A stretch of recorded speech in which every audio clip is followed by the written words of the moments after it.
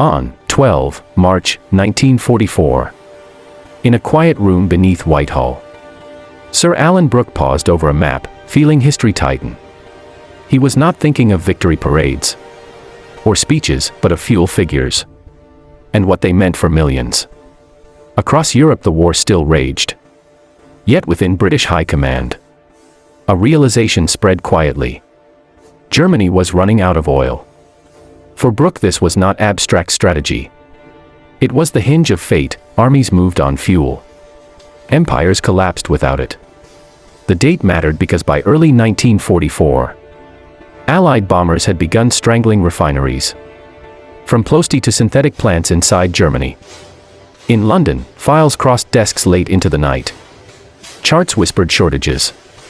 And Brooke read them with cold clarity. He thought of Rommel in the desert. Of panzers stalled on Russian roads. Of pilots grounded for lack of fuel, somewhere east. Churchill would soon be told, not with triumph, but with caution, that Germany's lifeblood was thinning fast. Oil meant movement, movement meant survival. And the enemy was losing both. At the same terrifying moment. Yet no one in that room relaxed. Because desperation breeds violence. And a cornered Reich could still burn cities. Brooke closed the folder slowly. Knowing this knowledge would shape invasions, bombing priorities, and the timing of death. Outside Whitehall the city breathed under blackout skies. Unaware that fuel calculations here would shorten the war, or prolong suffering. This was the moment Britain sensed weakness in its foe, not collapse yet. But the first crack in steel resolve, slowly forming. As March wore on the High Command watched numbers fall. Engines silent, and understood. The war had entered its final phase. But this insight would not be shared publicly. It remained locked in memoranda. Shaping plans behind closed doors, quietly. Across the Channel German commanders rationed fuel blindly. Unaware that London now measured victory in barrels and hours, relentlessly. From this realization, a chain of decisions would follow. D-Day loomed nearer. And oil would decide who could move. By 20 April 1944. The British Chiefs of Staff gathered again. Tension thick, numbers now undeniable. Air Chief Marshal Arthur Harris leaned forward, his voice firm. As refinery reports confirmed shrinking German reserves. He spoke not of cities, but of targets. Hydrogenation plants, rail hubs, and fuel depots feeding the Reich. Within Bomber Command the strategy hardened. Oil was no longer secondary. It was now the war's pressure point. British intelligence traced Luftwaffe flight hours dropping. Sorties cancelled, pilots grounded by empty tanks. At Bletchley Park decrypted signals revealed panic. German units pleading for fuel allocations that never came. Brooke listened carefully, knowing this weakness reshaped invasion calculus. Normandy depended on German immobility. If panzers could not reach the beaches, Allied bloodshed might be lessened, though never avoided entirely. Churchill arrived late, cigar unlit, eyes sharp, absorbing the implication of strangulation without surrender. He asked quietly whether bombing oil might provoke harsher retaliation. V weapons already loomed over London. Harris answered without flinching, war rewarded pressure. And oil pressure broke armies faster than fear. Across the Channel Spears scrambled production. Dispersing plants, improvising fuels. But physics offered no mercy. Synthetic oil required time, coal, electricity. All now shattered by Allied bombs night after night. British planners marked calendars, noting how shortages aligned with weather windows for invasion fleets. In these rooms the war narrowed, no longer endless fronts, but fuel flows and timing margins. Each decision felt heavy, because starving engines meant soldiers stranded. Wounded untreated, retreats turning fatal. Yet the High Command understood this cruelty-shortened conflict. Saving lives elsewhere, an awful arithmetic. As April ended, Brooke wrote privately. Germany fights on fumes, and fumes do not carry empires far. Outside, Londoners endured sirens. Unaware that enemy tanks already sat silent, waiting for fuel that would not come. The knowledge settled deep within British command. Oil was the countdown clock, and it was ticking fast. On 2 June 1944. In Southwick House near Portsmouth, British planners studied fuel tables beside tide charts. General Bernard Montgomery stood over the maps, confident yet tense. Knowing oil scarcity shaped German response times.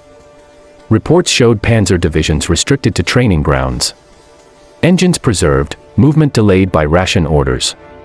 Montgomery understood that Normandy's fate hinged not only on courage, but on whether tanks could even start. British High Command sensed a narrowing window. The enemy could still fight, but could not maneuver freely. Across occupied France, German officers hoarded fuel drums, hiding them in forests, praying for release orders. Ultra-intercepts confirmed arguments within German command. Who moved first, infantry or armor? Neither had fuel. Brooke noted the irony quietly. Years of British vulnerability now reversed. Mobility belonged to the Allies. The Luftwaffe's absence grew noticeable. Skies increasingly uncontested. Pilots grounded by empty reservoirs. Churchill wrote Roosevelt, cautiously optimistic, stating Germany's war machine now ran on rationed hope. Yet planners feared one thing deeply: a concentrated counterattack, fueled by reserves saved for invasion day. Thus deception plans intensified. Fake armies, false landings, designed to freeze German armor in place. Oil shortage made deception lethal. Every wrong move wasted fuel Germany could never replace. As June approached, British commanders balanced urgency with restraint, striking oil targets while hiding intentions. They knew desperation sharpened cruelty. Civilian suffering rose as transport collapsed inside Germany. Still, the calculus remained brutal. Shorten the war now, or bleed longer across Europe. On the eve of invasion, Brooke reflected privately. Wars end not with speeches, but with empty tanks. Beyond the Channel, German engines sat cold, while Allied convoys burned fuel freely, toward destiny. The imbalance was no longer theoretical. It was physical, audible, visible in silent enemy roads. On 6 June 1944. As dawn broke over Normandy, British commanders listened for engines that never came. From ships offshore, observers scanned roads inland, expecting armored movement. Yet hours passed in uneasy quiet. Montgomery's staff exchanged glances, realizing German fuel paralysis was no theory, it was unfolding live. Panzers that should have surged toward the beaches remained stalled, awaiting release orders and precious petrol. In London, Churchill followed reports closely, noting delays that spared Allied troops from immediate annihilation. British intelligence confirmed that several German divisions could move only at night, conserving dwindling reserves. Oil shortages forced cruel choices: counterattack here, or defend Paris. Fuel allowed only one. Rommel's absence worsened confusion. Command disputes wasted time Germany no longer possessed. British High Command understood this was the payoff moment. Years of bombing now saving lives. Still, the beaches ran red. Fuel scarcity did not erase machine guns or mines. By midday, British analysts mapped German responses. Slow, fragmented, uncertain. Shaped by rationing. Every mile an armored unit drove inland meant another sector left defenseless. An impossible equation. Back in Britain, the chiefs of staff saw confirmation. Oil strangulation worked, but demanded relentless pressure. Harris ordered continued strikes on refineries, even as critics questioned civilian suffering. Brooke defended the strategy firmly. Immobilized armies could not massacre beachheads. Inside Germany, fuel officers shredded paperwork, hiding shortages from superiors. Fear now governed logistics. The Reich still fought fiercely, but without freedom of movement. Resistance fractured into isolated stands. As night fell over Normandy, British commanders allowed cautious relief. The enemy could not surge back. The war had crossed a threshold. Engines mattered more than numbers now. By 15 June 1944, British High Command reviewed battlefield reports, noting a pattern too clear to ignore. German resistance remained fierce. Yet movements were piecemeal, delayed. and painfully predictable to Allied eyes. Montgomery remarked privately that the enemy fought bravely, but like a boxer chained to the floor. Captured documents confirmed fuel allotments measured in hours, not days, shaping every German decision. British analysts traced failed counterattacks back to empty depots. Trucks abandoned, tanks camouflaged but immobile. In London, Brooke briefed the War Cabinet, emphasizing that oil scarcity now dictated German strategy entirely. Churchill listened intently, understanding that this weakness must be exploited without mercy or pause. Bomber Command received fresh orders. Oil targets remained top priority despite mounting operational losses. Harris argued that every refinery destroyed shortened the ground war and reduced Allied casualties tomorrow. Within Germany, Speer demanded miracles, improvising fuels, cutting training, grounding units to save drops. British intelligence intercepted desperate requests from the front, commanders begging Berlin for fuel releases. Often the answer came back delayed or negative. Bureaucracy strangling armies alongside bombs. On the battlefield, Allied advances remained slow. Hedgerows exacted blood, but German withdrawals were slower still. Fuel shortages turned retreats into disasters. Wounded left behind, equipment scuttled to avoid capture. British officers noted a psychological shift. German prisoners spoke openly of immobility and despair. This was not surrender, but erosion. Confidence leaking away with every empty tank. Yet high command warned against complacency. A cornered enemy still inflicted savage losses. The decision was made to press relentlessly, denying Germany any chance to rebuild reserves. Brooke wrote that wars end when choices disappear, and fuel removed choice itself. As June closed, British planners saw the map bending westward. Germany reacting, never acting. Oil had become destiny, and destiny favored those who could still move. On 20 July 1944, British High Command studied Germany's crisis as news arrived of an internal rupture. The failed attempt on Hitler's life shook Berlin, and British analysts saw fuel shortages amplifying chaos. With reserves thin, German units lacked flexibility to respond to political shock or military emergency. Brooke noted that command paralysis now matched logistical paralysis, both feeding each other relentlessly. British intelligence reported armored divisions immobilized during critical hours, unable to redeploy after the plot. In Normandy, Allied pressure increased, while German responses grew slower, hesitant, increasingly defensive. Fuel shortages meant commanders conserved movement obsessively, sometimes refusing orders to relocate. Churchill remarked grimly that Germany now fought itself, while lacking energy to fight others. Speer attempted emergency reallocations, stripping rear units to supply the front, creating new vulnerabilities. British planners adjusted operations accordingly, exploiting slow reaction times with rapid, localized thrusts. The Luftwaffe's decline deepened, sorties fell again. Pilots grounded while airfields lay intact but silent. Harris pushed Bomber Command harder. Oil targets burned night after night, resistance thinning. German rail traffic collapsed as locomotives lacked fuel, forcing horse transport in modern war. Captured officers described a sense of suffocation. Plans made on paper, impossible in practice. British commanders recognized this moment as irreversible. Germany could not recover mobility. Yet brutality intensified, as fuel scarcity drove harsher occupation policies and civilian requisitions. Brooke warned that desperation breeds atrocities, urging rapid Allied advance to end suffering. By late July, fuel dictated every German move, or lack thereof, across Western Europe.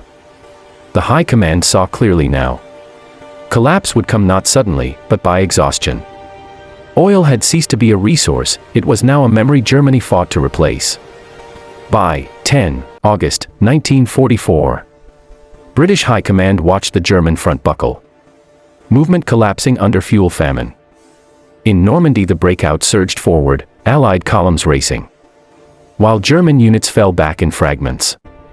Montgomery noted that speed itself had become a weapon, one Germany could no longer answer.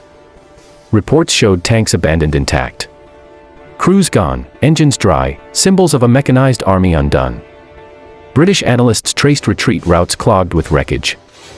Fuel trucks destroyed, horses replacing engines.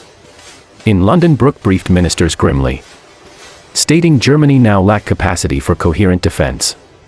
Churchill grasped the moment's gravity. Victory felt closer, yet suffering intensified across Europe. German commanders issued orders limiting movement to emergencies only, conserving drops like gold. Ultra-intercepts revealed frantic debates. Defend borders, or save fuel for homeland battles. British planners understood this paralysis would shape liberation. Cities freed faster, but chaos followed. Bomber Command maintained oil strikes relentlessly, denying any chance of recovery or regrouping. Harris dismissed calls to shift focus, arguing mercy now prolonged war later. Inside Germany, civilians felt the shortage sharply. Transport halted, heating rationed. Daily life grinding down. British intelligence warned that collapse bred fanaticism. Not moderation, resistance could harden briefly. At the front, German soldiers surrendered in growing numbers, citing immobility and abandonment. Fuel scarcity stripped command authority. Orders meaningless without means to execute them. Brooke reflected privately that modern war punished imbalance brutally. Momentum belonged to movers. As August progressed, Allied armies crossed rivers swiftly, German responses lagging by days. The High Command sensed an approaching endgame, yet cautioned against underestimating desperation. Oil starvation had broken Germany's spine, but the war still demanded blood before silence. In British war rooms, maps advanced daily, while German arrows froze in place, history choosing sides. On 5 September 1944, British High Command confronted a paradox. Victory accelerated, yet danger sharpened. Allied forces advanced rapidly across France. Momentum high, supply lines stretched. Fuel now precious for both sides. Brooke warned that speed risked overreach. Even a crippled enemy could strike if underestimated. German units, though starved of oil, prepared static defenses, trading movement for concrete and fanaticism. British intelligence reported fuel reserves hoarded for last stands. Cities turned into immobile fortresses. Churchill sensed the shift. Germany no longer sought maneuver. It sought to bleed the advance. The oil shortage forced this transformation. Mobile warfare gave way to stubborn, localized resistance.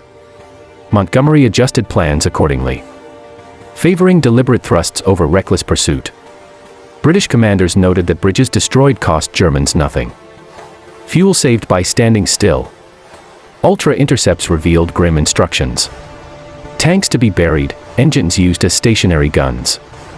This adaptation troubled planners. Oil strangulation worked, but changed the enemy's behavior dangerously. Bomber Command continued refinery attacks. Though targets dwindled, Germany now running on remnants. Harris argued that even fragments mattered.